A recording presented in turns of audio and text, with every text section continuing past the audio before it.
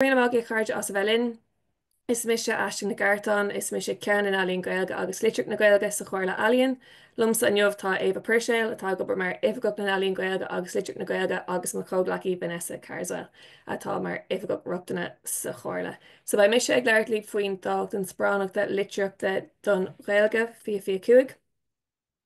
Díirc le bheith ar an eolas ba gá bhabhta agan im lína, is féidir leat iarratas a dhéanamh ar bhabhta amháin le linn fi cuaig, so tá bhabhta a hain oscailte faoi láthair agus is sé an spriocdháta dó sin ná an tríola go mí Feabhra ag le hiarratais cuaig, agus os glófar bhabhta a dó ar an 5 go mí na bealtaine agus is sé an spriocdháta go sin ná 9 go mí an bheithimh. So mar bhfuil si réile chuirteach ar bhabhta a hain is féidir líb iarratas a dhéanamh ar bhabhta a dó. Agus tíirc mar eolas cuimh mar bhfuil sibh ar an eolas faoi se hena tá policy ag an Comhairle Ealaíon Module litríocht na Ghaeilge, sé anam na policy sin ná litríocht na Ghaeilge a chothú, agus fáil siú an policy seo in 2022, is sé ról sunrach na Comhairle Ealaíon ná taú le cruthúsár litríochta in Ghaeilge agus chur ar chumas níos mó daoine do an le scríbhneach glitrithe in Ghaeilge, agus is cuid de handcuairm na Comhairle Ealaíon sa litríocht iad filiocht, fiction, gearrscéalaíocht, litríocht a leanaí, scríbhneoirt criticúil agus cineálacha áirithe neamhigh sin cruthaí. Tugann an Comhairle Ealaíon takeíocht de réon le an fáilteoirí féalta agus eagraíochtaí trí scéim na éagsúla agus bunan an dácht an áirithe seo leis an ealaíontóir éonar. So dír go máidir leis an dácht an seo agus na treoirlínta. So mar dúirt méid tá gachrad a bhaid rá agam an neomh sonarthas na treoirlínta, ach ó thaobh cuscabóirí agus tusaíochtaí na dáchtainna, is sé an cuspóirtá ag an dácht an seo ná a chuir chum is scríbhneoirí garmúla agus ealaíontóirí pictar leabhar atá gobar go príomha trí Ghaeilge níos mó aime a chaamh ar saothar cruthaíoch. Tugann an dácht an aim agus achfaní de scríbhneoirí agus de ealaíontóirí leabhar pictiúir chuna bheith ag smaoinemh, ag macnamh, ag cruthú cumála taide agus scríbhneoirt daoine. Tá sé gceist go ggurfar ar chumas na scríbhneoirí nó an ealaíontóirí leabhar pictiúir an taim seo a glacadh nar bhíonn siad ag céim thábhachtach ina gcuid scríbhneoireachta, agus is faoin ealaíontóir nó faoin scríbhneoir atá sé an cinenne sin dhéine an bhfuil siad ag céim thábhachtach ina gcuid scríbhneoireachta. Ag céim an gearrlaí agus an fan Ealaíon chuirtar bé mar chúntas teiste an iarratasóra mar léirítar snarm iarratais agus sa CV, so ba a léirú go bhfuil chúntas teiste agat mar scríbhneoir agus nó mar ealaíontóir garmúil. Agus chuirtar geala agus achmhaíocht mar léirítar snarm iarratais agus is sampla scríbhneoireachta san ára freisin.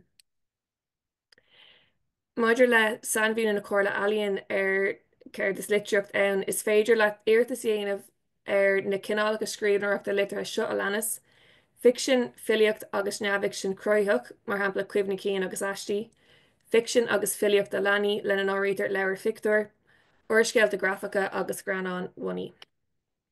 Ní féidir iarratas dhéanamh eile an méid seo a leanas, scríbhneoireacht scáláin, iarseoireacht, scríbhneoireacht religúnach, scríbhneoireacht garmúil, idgesúil nó acadúil, agus más drámadorthú ba ceartid iarratas chuirteach faoi airglaíocht tá ranóg eile a bhíonn ag lé le sin. Déanamid iarracht gan na treoirlínta a athrú ó bhliain go bliain ach tá cúpla athrú curtha bhaim agan im lína, agus tá siad ar fad sonraithe na treoirlínta ach díreach mar eolas go féin, ag gcuid 1.1 luúnach mór chuirteach ar Sparánachtaí nuair atá an ealaíontóir litrithe ag céim thábhachtach ina gcuid scríbhneoireachta, so luú mé sin níos luúthe, agus ina réire is faoin scríbhneoir atá sé an cinenne sin ní dólam go mhaid muid déanamh breithúnas an bhfuil si bh céim thábhachtach ach díreach le bheith smaoinemh nuair má ceapan tú go bhfuil an dáhachtain ag taslahait ag an am seo mar tá tú ag céim fear thábhachtach a chuid scríbhneoireachta sin atá gceiste goin an sin.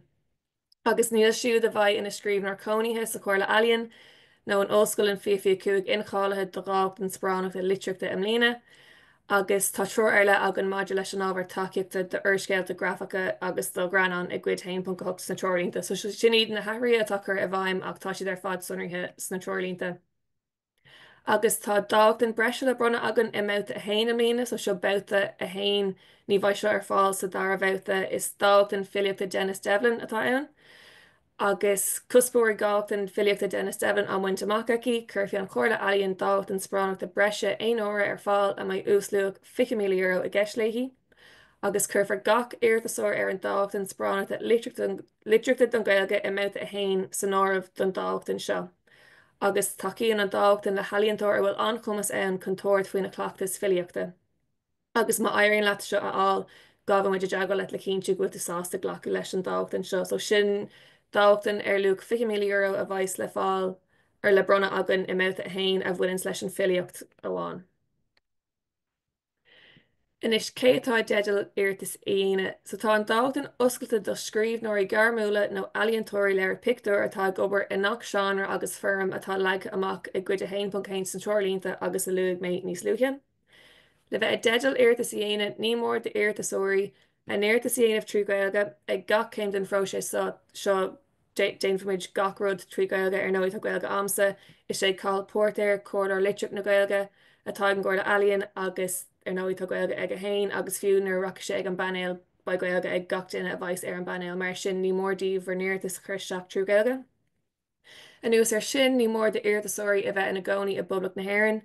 Ealaíon seoir na cásanna féadfaimid glacadh le hiarratais ó leasmuid de phoblacht na hÉireann sa cá seo ní mór de luú id orm iarratais an chuí rathach de thugra chun tarbh na ealaíon i bpoblacht na hÉireann agus cahamid a bheith sásta le do bhíú má tá aon ceiste géine faoi sin is féidir líb teagháil aonamh lom agus is féidir in é a phlé. Agus an rud déarnach ní mór de iarratasóirí a bheith ag feimú mar ealaíontóirí gairmiúla cleachtacha. Ní mór de gach iarratasóir a bheith mar ealaíontóir gairmiúil le mún cleachtaí nó mar dhéontar léir pictiúr, Bairt a léirú i de CV go bhfuil taithí gairmiúil agat mar scríbhneoir saothar cruthaigh, de an bíon fáilseáin le hirsí nó le fáilseoir neasmacha aitheanta i gceist le seo. So ba irí seo a léirú ar bhar CV chumá just le taiispáin gur ealaíontóir gairmiúil cleachtacha atá anit. Agus cé nachhfuil a deideal iarratas aine. So seo a leanas na daoine nachhfuil a deideal iarratas aine, daoine atá an mún isteachas fócéime faoi láthair le na réitar daoine atá ag tuairt faoi bun chursaí. Daoine atá ag leir taceachta i drotálaí le haid isteachas iarchéime le na réitar neamhcrúdúnaithe ard isteachas nó stadéir. Daoine atá ag leir taceachta i dro oibre a rinne mar cuid de chursa firmú stadéir. Daoine atá ag leir taceachta i dro na gustas a bhuna na tuairt faoi internacht. Agus má tá tú fusaí go lán aimimtrithe, caiith tú bheith leir amstéir an bhusaíocht chun oibrú ar de chleachtas agus ba chóir an chuí a bhfuil sé gceiste go tuairt faoi seo a legan amach i de iarratas. Agus an rud déarnach más bhfuil de éastánathú má tá an cnús á agat ní féidir leat chuirteach ar seo. Agus ba Vanessa ag léirt líbanis i gceann nóméid ach díreach mar eolais, déanann an chomhairle Ealaíon gach iarracht freastal réasúnta a dhéanamh ar gcuoine faoi bhí chumas chun úsad a bhaint as ar seirbhísí, má tá tú faoi bhí chumas agus má hasíonn cúnamh bhaith le de iarratas chuirteach déon teagháilinn a luúthe agus is féidir ribh an spriocdháta agus tá Vanessa Carswell if go rugta na cóirle an seo chun tuilleadh eolais a thuirtaobh. So I'm just going to hand you over to Vanessa for maybe a few small minutes. Thank you very much, Vanessa, and I can move your slides for you when you're ready. Well, thanks a million, Aisling, and it's good to be able to talk to you all today. The most important thing that I wanted to say to you is that it's really important to us here in the Arts Council that artists with disabilities have the support that they need to make the applications that they want to, and then are able to carry out their work with the supports that they need. So apart from obviously being as Ghaeilge, because unfortunately I don't have Irish, but so apologies about that. There are two ways that we work in the Disability Access Office. We work in supports and in costs. So we'll work with you in making your application and in making the piece of art or carrying out your artistic practice. And so, the big question, the first question is, who do we support? We support applicants with disabilities. What are those disabilities? That we support people with the full range of disabilities, whatever kind of disability you identify as having. Now, we are aware that particularly with neurodiversities, it can be very difficult to get a diagnosis. It can be a long process and it can be very expensive. So we don't want to kind of doubly disadvantage people in this area. So we don't ask to see proof of diagnosis. We work off a trust system with that. So if you need assistance because of a disability, you can come to us and we'll help you out. So moving on to the next slide there, what can we do to help you in making your application? We can work with you with your application, understanding what's required in each of the sections of your application if need be. We'd work with the arts teams to go through those parts of it. We can also help you plan your supporting documentation if you have difficulty with scheduling or prioritizing or getting things in on time. We can set you deadlines and check in with you, those kind of things. If you have a difficulty with technology, we can help you upload your form. Our systems aren't super easy, so we're well experienced working with those, and we can help you with that. We can also help you with the disability access costs section of the form, and I'll talk about that now in a minute. Most important thing to say to you here, what we can't help you with, we can't help you with the content of your application. We can't help you with anything artistic. We can't help you develop your ideas. You don't want that kind of help from me anyway. I would be no help at all to you, not even just the Irish language part of it, but the disability access team, we sit very much outside of the application process from an artistic point of view. So we will just help you with the logistics of getting your application in. If you need help with your application, if you're applying for a bursary on this round, please contact us as soon as you can, because the deadline's fast approaching. We're getting very booked up with sessions of helping people. So get an email off to us as soon as you can. You'll see the email address there, and Carla or I will be able to give you a hand. For those people that are lucky enough to get funding, we can help you with costs associated with removing barriers that may exist associated with your disability. So if there's something that's standing in the way of you producing your work, we can talk about how we can help mitigate that. So for example, if you use ISL, or if you want to work with somebody who uses ISL and you need an interpreter for your meetings or your sessions, we can help provide that interpreter. If you have a chronic fatigue condition and you need additional studio time, or you need to space out your meetings or like mentorship sessions or anything like that over a longer period than somebody who doesn't have a disability, we can help with any costs there. If you can't use public transport easily and you want to attend sessions, or you want to travel for a bursary, you want to travel for your work, we can help you with additional transport costs, those kind of things. Important to say that we don't have kind of set packages of costs that we offer to people, because it depends on the person. It depends on what they're applying for. It depends on the particular strand of award that they're applying for. So come and talk to us. If you have previously had accommodations from, college or an employer, or previously with us in the Arts Council, you'll know what to apply for.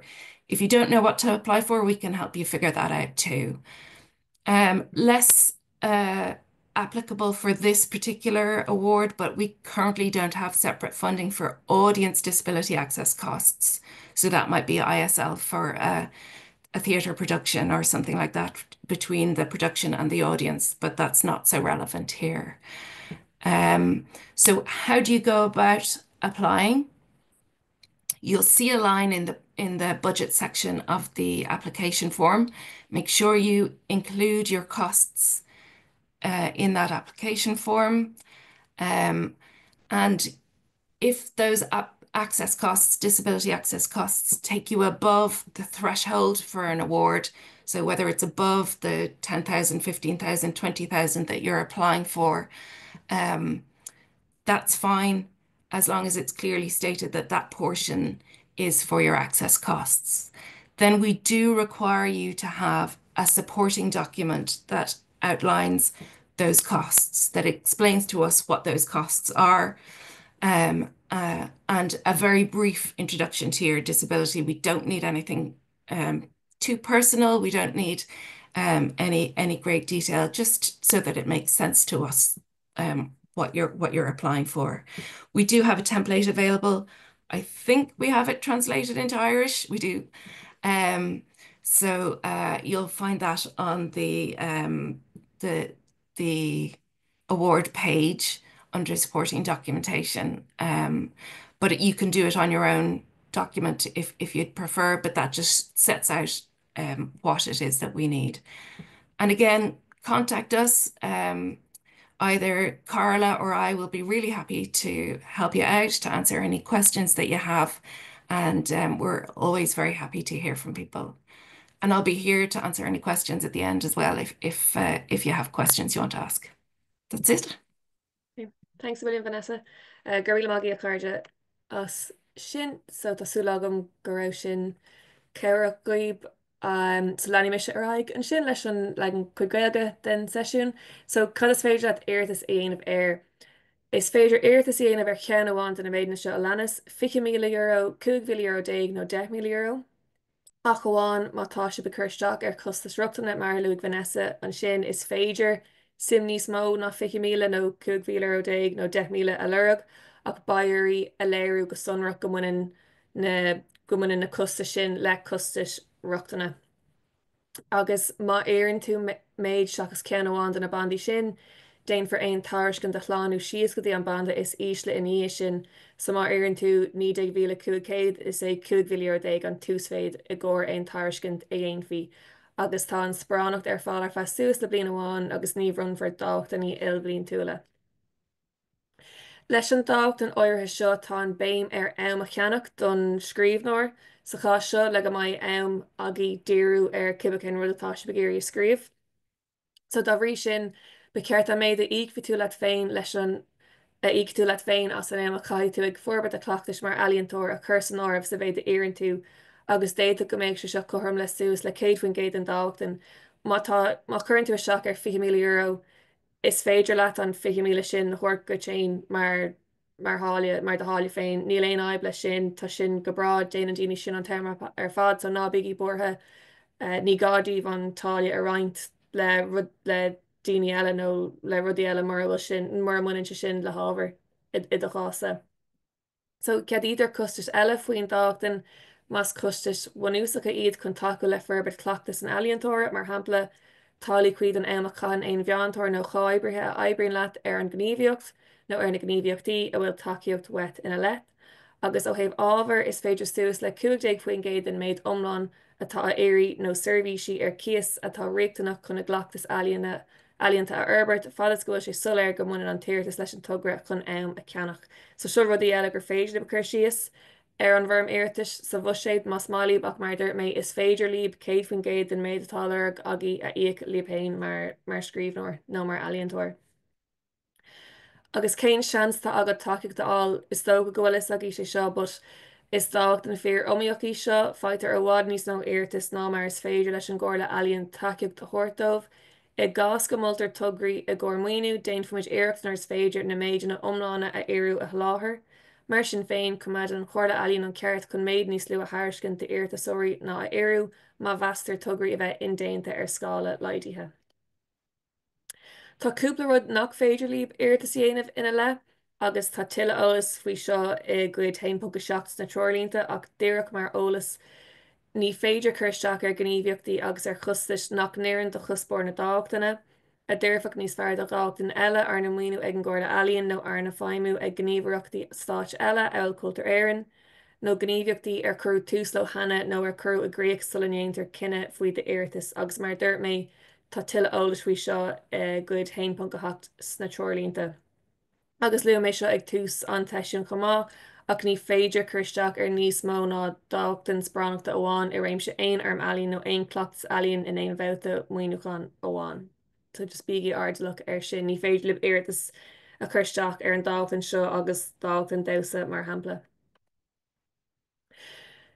And is seo cuid fíorthábhachtach an tábhar takeíochta, so cén tábhar takeíochta nach mór duit a chuisteach le de iarratas. Cilíonn ábhar takeíochta ábhar ar le ó de orm iarratas agus sa bhreis air, so tá an orm iarratas riachtanach tá ar gach duine an orm iarratas chuisteach ach tá gá rud eile gur gádaíomh a chuisteach chumá, agus a ríist eile caithfidh de orm iarratas agus tá ábhar takeíochta a bheith in Ghaeilge.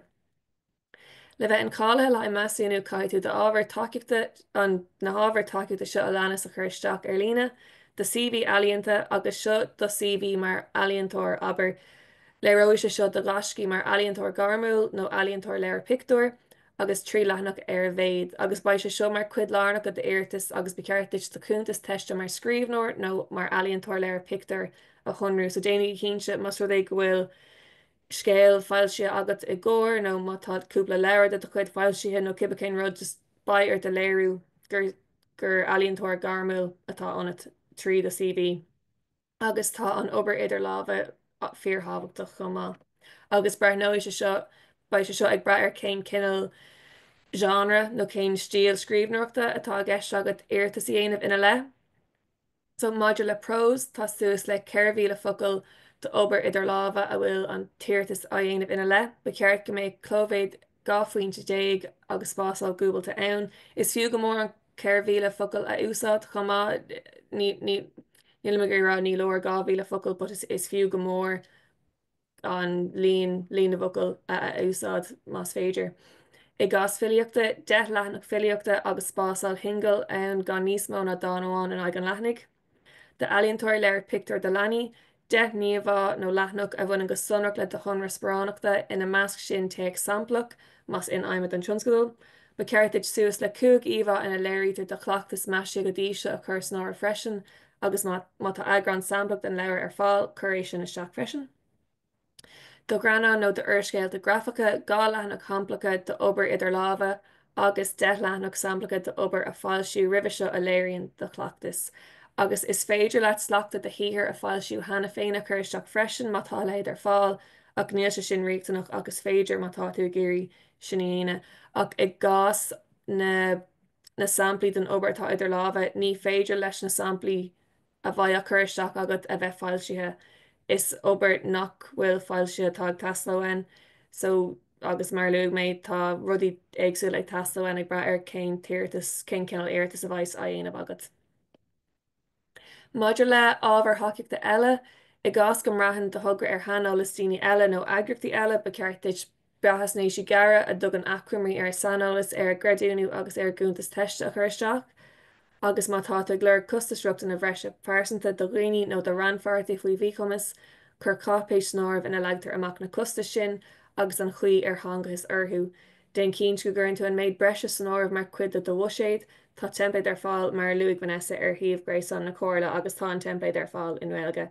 Agus tá sé tábhad go háirithe má tá tú ag léir €50,000 go chéin aber agus €2,000 ar costasreacht na déanaige cínse sin a tholéirú ar de orm iarratas agus déan cínse an cápéis breise sin a chuiristeach chuma.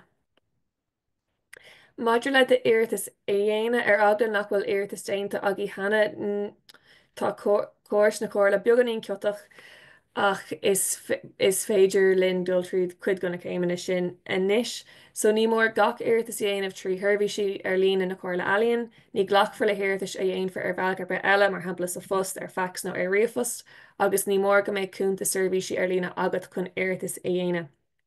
So seo leathnach baile híomh Gréasáin na Comhairle Ealaíon artscancel.ie agus má clicáil na sib ar seirbhísí ar lína agus le isteach, tugadh sib chuig an córas seirbhísí ar lína atá agan agus mar luúg méid cúpla orla linn an teisiún seo ba uiríomhar níirtas a dhéine in Ghaeilge mar sin nuair haon tú isteach ar online services osclaíonn sé ar an siomh Bearla go Hibriach mar sin bairí clicáil ar as Ghaeilge ag bar an leithnig tá curcail dearg chur agam timpeall ar sin. So déananig chénte sin dhéine.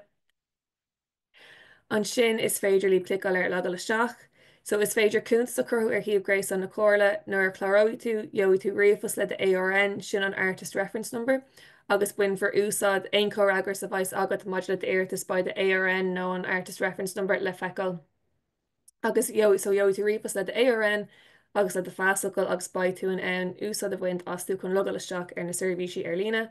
Tuairfaí deir go bhféadach sé cúig le oibre thógáil chun tú a chláú mar sin mar bhfuil cúntas agat is fiú chláú dó sin inniuh, dír le bheith cínte go bhí tú gach rud an ann.